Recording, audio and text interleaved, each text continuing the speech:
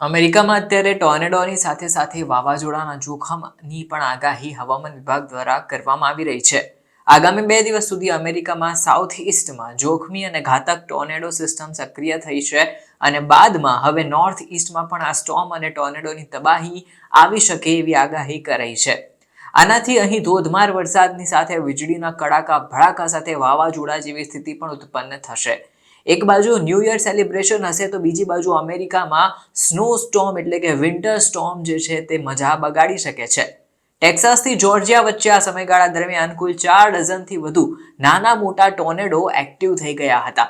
આ એટલા પાવરફુલ હતા કે જે વિસ્તારમાંથી તેઓ પસાર થયા એની અસર ત્યાં છોડતા ગયા હતા, એટલે કે પાવર સપ્લાય બધા કટ થઈ ગયા હતા. એટલું જ નહીં, આના કારણે હજારો ઘરોમાં અંધારપટ્ટ છવાઈ ગયો હતો અને પછી શુક્રવારથી રવિવારની વચ્ચે મોટા ભાગની ફ્લાઇટ્સ પણ અહીં કેન્સલ કરવી પડી હતી. હવામાન વિભાગના જણાવ્યા પ્રમાણે આ ઘટનાક્રમને લીધે ટેક્સાસ, મિસિસિપી અને સાઉથ કેરોલિનામાં અત્યારે 4 લોકોના મોત નિપજ્યા છે.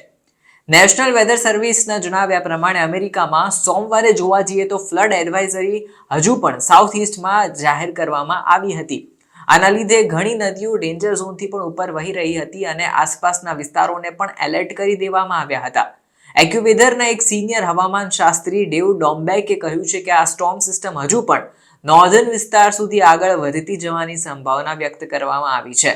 હવામાન વિભાગની આગાહી પ્રમાણે આ સિસ્ટમ એક્ટિવ થઈ હોવાને લીધે નોર્થ ઈસ્ટ અને મિડ એટલાન્ટિક વિસ્તારમાં ધોધમાર વરસાદ પડવાની સાથે સાથે વાવાઝોડું પણ ફૂંકાશે એવી આગાહી કરવામાં આવી છે.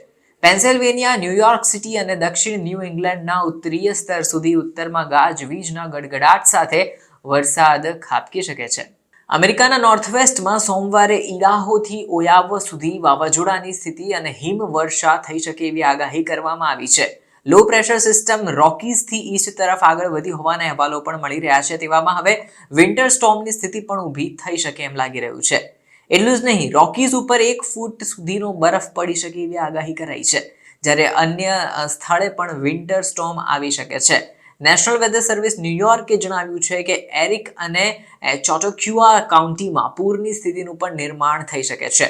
Eastern end of lake Eric પાસે પાણીનું સ્તર સતત વધી રહ્યું છે અને અહીં નોર્મલ રૂટીનમાં જેટલી પાણીની જે વેવ એટલે કે પાણીના મોજા ઉછળતા હતા એનાથી વધારે ઊંચા ઉછળી રહ્યા છે. અહીં બોટિંગ કરવાની સખત મનાઈ ફરમાવી દેવામાં આવી છે અને બીચ ઉપર પણ જવા એકદમ જોખમી છે એવી જાહેરનામું બહાર પડાયું છે. હવે લોકલ રોડ પણ ઘણા બંધ કરી દેવાયા છે અને ઘણા બધા રિસ્ટ્રિક્શન્સ લાગી જવાથી અમેરિકામાં અત્યારે વેધર ન્યૂ યરના સેલિબ્રેશનને બગાડી શકે એવું થઈ રહ્યું છે.